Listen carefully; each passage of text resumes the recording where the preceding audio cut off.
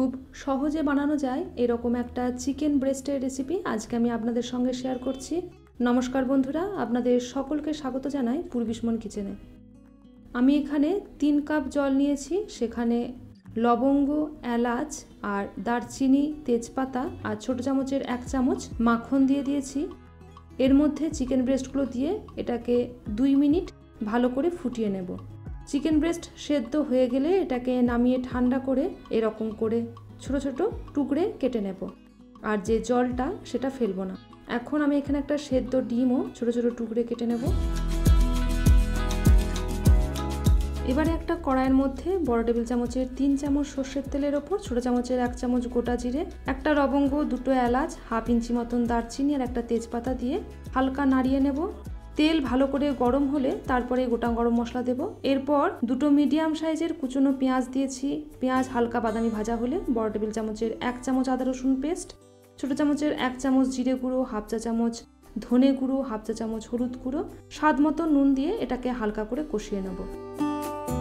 মশলা ভালো করে কষানো হলে এবং কাঁচা মশলার গন্ধ গেলে এখানে আমি 2টো মিডিয়াম সাইজের টমেটো পেস্ট দিয়েছি।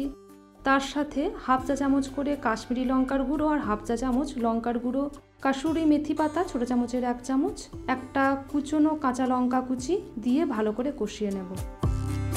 বেশ তেল ছাড়া ছাড়া হলে এর মধ্যে বড় টেবিল চামচের 2 চামচ টক দই, হাফ চা চামচ চিনি আর বড় টেবিল চামচের 1.5 চামচ মতন কাজু বাদাম বাটা দিয়ে এটাকে ভালো করে কষিয়ে নেব।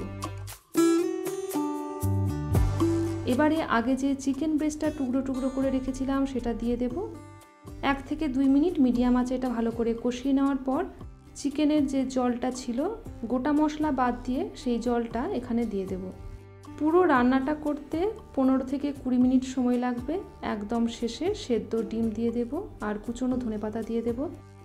বেশ গায়ে লাগা লাগা হলে এটাকে নামিয়ে গরম রুটির সাথে পরিবেশন করুন বা পরোটা বা গরম ভাতেও পরিবেশন করতে পারেন। আজকে এরকমভাবে রেসিপিটা একবার বাড়িতে বানিয়ে দেখতে পারেন, আশা করি আপনাদের ভালো লাগবে। এরকম আরও নতুন নতুন রেসিপি জানতে আপনাদের কাছে অনুরোধ রইল পূর্বিসমন কিচেন চ্যানেলটিকে সাবস্ক্রাইব করে রাখুন, যাতে প্রত্যেকটা রেসিপির নোটিফিকেশন আপনাদের কাছে প্রথমেই পৌঁছে যায়।